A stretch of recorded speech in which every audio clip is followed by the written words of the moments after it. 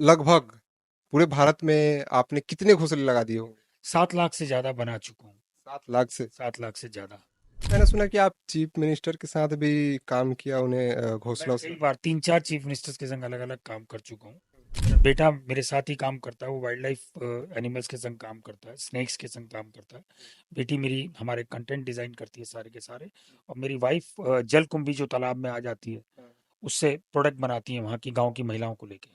मतलब आपका पूरा परिवार ही पर्यावरण के लिए मतलब आप कह सकते हो सर, आप समर्पित है। कह सकते हो। मेरा चिड़िया से जुड़ने का, मैं पुरानी दिल्ली में रहा करता था, मेरी जो घर की छत थी वहाँ बहुत घोंसले फिर थे। आप चांदनी चौक में शायद। मैं कटरा नील में रहा करता था, चांदनी चौक के अंदर। ये बहुत छोटेपन की बात है, बचपन की, जब मैं 7वीं क्लास में था, बहुत शरारती था। और मैं वहाँ घोंसले बनाया करता था खूब सारे। बने हुए थे। चिड़िया आती थी नीचे, मैं दाना डाल के टोकरी में पकड़ के उसको रंग लगा के उड़ाया करता था। फिर नीचे मेरे माता पिता मुझे उड़ाते थे कान पकड़ के। नमस्कार, मेरा नाम साहेब गुप्ता है और आप लाइव एक्सपोज देख रहे हैं। आज हमारे साथ राकेश खत्री जी हैं, जो इन्हें नेक्स्ट मैन ऑफ इंडिया के नाम की उपाधि दी गई है, समझिए। और ये फाउंडर है इको रिटर्न्स के। बहुत बहुत स्वागत है सर। Eco roots foundation. धन्यवाद। सर, आप समझिए कि मेरे देखने से इस पूरे भारत में बहुत सारे ऐसे जो है घोंसले लगा चुके हैं। सर, ये ख्याल कहाँ से आया कि मुझे चिड़ियों को एक अपना घर देना चाहिए? अच्छा, मतलब सबसे बड़ी बात तो ये कि हमने उनका खुद आना घर में बंद करा। उन्होंने तो कभी नहीं काम से कि हम घर में नहीं आएंगे आपके, है ना। हमने पेड़ वॉल लगाने शुरू कर दिए जिनके ऊपर चिड़िया घोंसला नहीं बनाती, ऑर्नामेंटल। चिड़िया बनाती है नेटिव ट्रीज के ऊपर, जो हमारे लोकल ट्रीज हैं, हमारे देश के ट्रीज हैं। सबसे बड़ा हमने काम क्या करा, उनका फूड चेन खत्म कर दिया। पहले घरों में गेहूं धोई जाती थी, सुखाई जाती थी छत पे, पापड़ बढ़िया ये सब घर में बनता था। वो भी हमने खत्म कर दिया धीरे से। तो कहाँ जाए चिड़िया, वो चिड़िया के लिए कोई जगह नहीं थी। बचपन में चिड़िया उड़ खेला आपने? कितनी चिड़िया बार? और बहुत बार खेला है, अभी भी खेल लेता हूँ कभी कभार। अच्छा, वो चिड़िया ऐसी उड़ाई कि वो वापस ही नहीं आई। वो बहुत कीमती चिड़िया थी, बचपन से जुड़ी हुई थी हमारे साथ। हम गेम्स खेलते थे, हमारे बच्चों के नाम उस चिड़िया के ऊपर रखे जाते थे। आपके मम्मी पापा कभी कभी आपको खाना ऐसे खिलाते थे, ये चिया, ये आपका खाना, ये चिया को खिला दिया, अब ये तुम खा लो।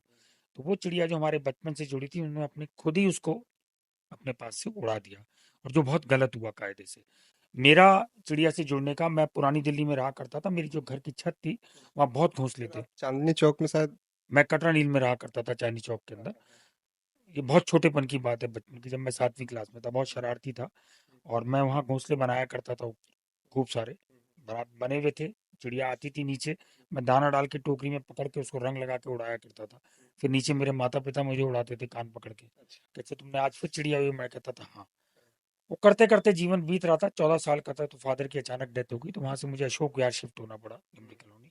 वहां जब पहुंचा तो सबसे बड़ा झटका ये लगा कि अर्बन कंस्ट्रक्शन हुई थी नई नई, और वहां कहीं घोंसले दिखते ही नहीं थे। कि हमारे पुराने घरों में तो क्या होता था, कहीं छेद होते थे दीवार में, कहीं ईंट निकली हुई होती थी, या टीन की शेड पड़ी होती थी, उसके बीच में घर बनाती थी।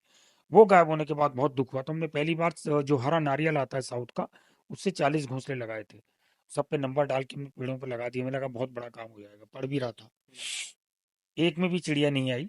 और उसके बाद वो घोंसले खाली पड़े हुए थे। गुस्से में एक दिन उखाड़ने शुरू करे, तो 38 नंबर तक खाली थे। 39वें नंबर में एक छोटी सी बुलबुल के दो बच्चे थे। तो पहली बार जिंदगी में लगा। फिर वही हुआ, वहां से शिफ्ट करके हम लोग मयूर विहार आ गए, नोएडा के पास।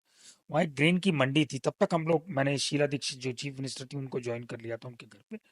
वो हमने जब करना शुरू करा तो वहां से लगा कि अच्छा यार, कुछ नए तरीके से बनाया जाए, तो बैम्बू की स्टिक से बनाने शुरू करें। और वो बैम्बू की स्टिक वाले हमने पहली बार घोंसले, वहीं एक कुंडली, एक जगह है जो अनाज की मंडी है वहाँ, वहाँ एक घर के अंदर एक घोंसला लगा के 19 उनके घर में रखवा दिए। और 3 दिन तक लगातार वेट करते रहे कि चिड़िया इसमें आएगी, कोई नहीं आई।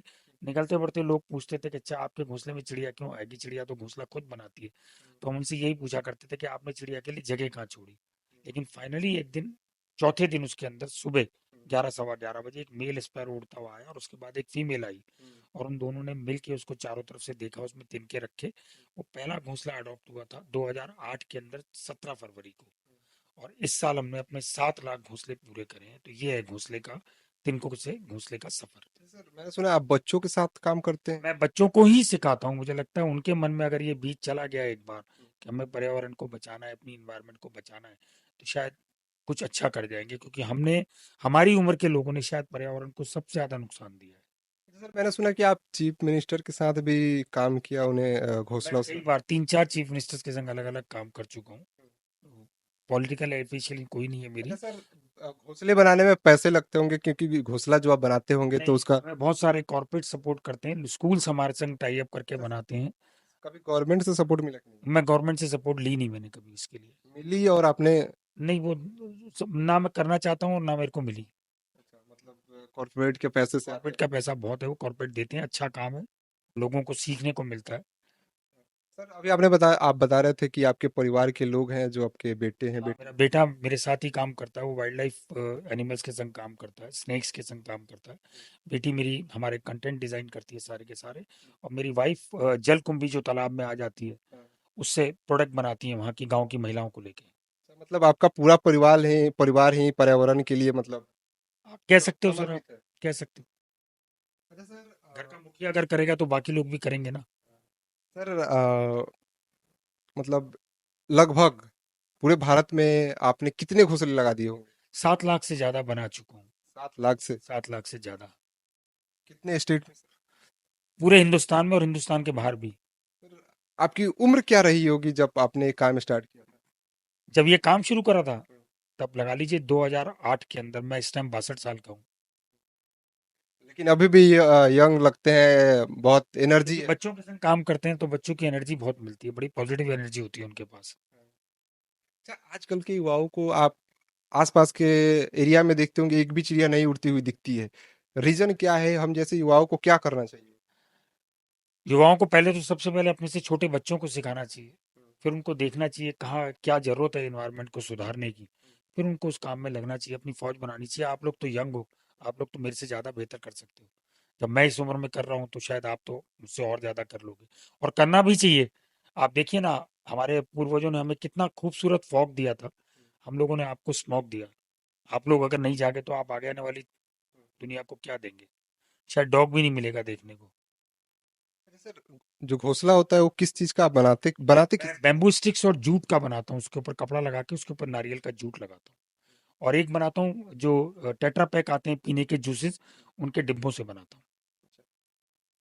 अभी और काम करने का पूरा मन है? अरे, जब तक हाथ पैर चल रहे हैं तब तक काम करूंगा तब सर। तक आप काम करेंगे? बहुत बहुत शुक्रिया। मैं कहूंगा कि इस एज में आप इतना अच्छा काम कर रहे हैं। हम सबको आपसे सीखने की जरूरत है, और जरूर सीखेंगे और कोशिश करेंगे कि हम लोग भी हौसला। सीखिए मत सिखाइए। और सबसे बड़ा, अपनी जिंदगी का सिद्धांत बनाइए, अगर इन्वायरमेंट को बचाना है तो बैंक की तरह चलिए। आप बढ़ाओगे तो बचोगे, अदरवाइज बचाओगे कहाँ? बैंक के अंदर तो बढ़ेगा। बैंक कौन सा? एनवायरनमेंट का। नेचर को जरूरत नहीं है आपकी, आपको नेचर की जरूरत है। वो तो चल रही है अपने आराम से, उसको कोई प्रॉब्लम नहीं है, आप हो या ना हो, वो चलती रहेगी। बहुत बहुत शुक्रिया सर। Thank you.